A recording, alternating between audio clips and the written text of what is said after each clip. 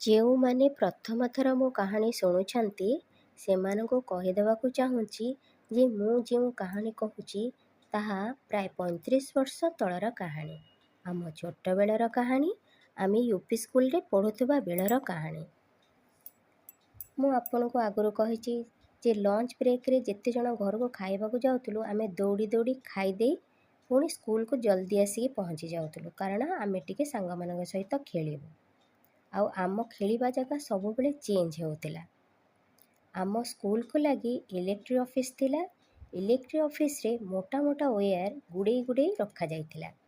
5-7 foot ମାନେ ଉଚ୍ଚାର ସେ wear ଗୁଡ଼ିକୁ ଗୁଡ଼େଇ ଗୁଡ଼େଇ ରଖା ହେଇଥାଏ। କଲର୍ ବି ମୋର ମନେ ଅଛି, black collar, maximum wear black କଲର୍ର ଥିଲା। ରାମାୟଣର ହନୁମାନ ଲଙ୍କାରେ ପହଞ୍ଚିଲା ପରେ ଯେମିତି ତାଙ୍କ ଲାଙ୍ଗୁଡ଼କୁ ଗୁଡ଼ାଇ ଗୁଡ଼ାଇ ବସିଥିଲେ, ଆମେ ସେମିତି ସେ ଗୁଡ଼ାଇ ଗୁଡ଼ାଇ ରହିଥିବା ବ୍ଲାକ୍ ୱେୟାର ଉପରେ ଯାଇ ବସୁଥିଲୁ। ସେଠି ବାଲି ପଡ଼ିଥିଲା, ସେଥିପାଇଁ ଆମେ ସେଠି ଯାଇ ଖେଳୁଥିଲୁ। ଇଲେକ୍ଟ୍ରି ଅଫିସ୍ ଚାରିପଟେ କିନ୍ତୁ କଣ୍ଟାବାଲା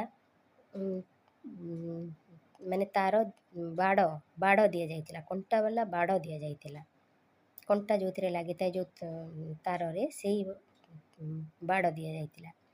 ଆମେ ଛୋଟ ପିଲାମାନେ ସେ ତାର ବାଡ଼ ଭିତରେ ପଶି ସେ ୱେୟାର ଉପରେ ଯାଇ ବସୁଥିଲୁ ଆଉ ଖେଳୁଥିଲୁ। ସେତେବେଳେ ଆମର ସ୍କୁଲର ୟୁନିଫର୍ମ ଥିଲା ହ୍ୱାଇଟ୍ ସାର୍ଟ ଆଉ ବ୍ଲୁ ସ୍କର୍ଟ। ମୁଁ ଥରେ ସେଇ ତାର ବାଡ଼ ଭିତରେ ଗଳିକି ଇଲେକ୍ଟ୍ରି ଅଫିସ୍ ଯିବା ବେଳକୁ କଣ୍ଟାଟା ମୋ ସାର୍ଟରେ ଲାଗିଯିବାରୁ ମୋ ପଛପଟ ସାର୍ଟ ଚିରିଗଲା। ବହୁତ ବଡ଼ ଜାଗା ଚିରି ଯାଇଥିଲା।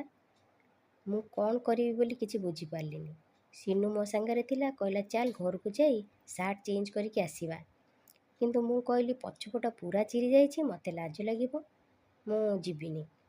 ସିନୁ କହିଲା ନା ତୁ ଚିନ୍ତା କରନି, ମୁଁ ପଛପଟେ ତୋ ସାର୍ଟକୁ ଧରିବି, ତୁ ଆଗରେ ଚାଲିବୁ ଆଉ ମୁଁ ତୋ ସାଇଡ଼୍ରେ କି ପଛପଟେ ଚାଲିବି, କିଛି ଅସୁବିଧା ହେବନି।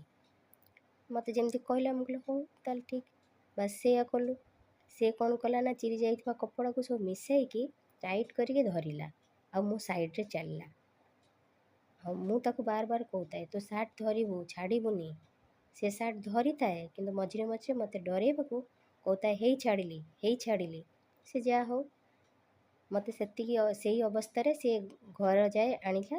ମୁଁ ଘରେ ଆଉ ଗୋଟେ ସାର୍ଟ ପିନ୍ଧିଲି। ସେତେବେଳେ ଯାହା ହଉ ଆମର ଦୁଇଟା ପେୟାର ରହୁଥିଲା ୟୁନିଫର୍ମ ସାର୍ଟ, ଆଉ ଗୋଟେ ଥିଲା। ମୁଁ ପିନ୍ଧିକି ପୁଣି ଆସିଲି, ଘରକୁ ଆସିଲି। ଆଉ ଆମେ ଆଜିକାଲିକା ପିଲା ଭଳି ଏତେ ବଦମାସ ନଥିଲୁ ଯଦିଓ, କିନ୍ତୁ ଆମେ ବି ଛୋଟବେଳେ ବହୁତ ମାଙ୍କଡ଼ାମି କରିଛୁ। କେହି ଜାଣୁନଥିଲେ ଯେ ଆମେ କେଉଁଠି କ'ଣ ଖେଳୁଛୁ। ଆମେ ଯାଇକି ଇଲେକ୍ଟ୍ରି ଅଫିସ୍ରେ ଖେଳୁଥିଲୁ, କାହିଁକି ସେଇଟା ପୁରା ସାଇଡ଼୍ରେ ଥିଲା, କଣଟା ଥିଲା, ସେଠିକି ବି ଲୋକ ବାକ ଏତେ ଆସନ୍ତିନି।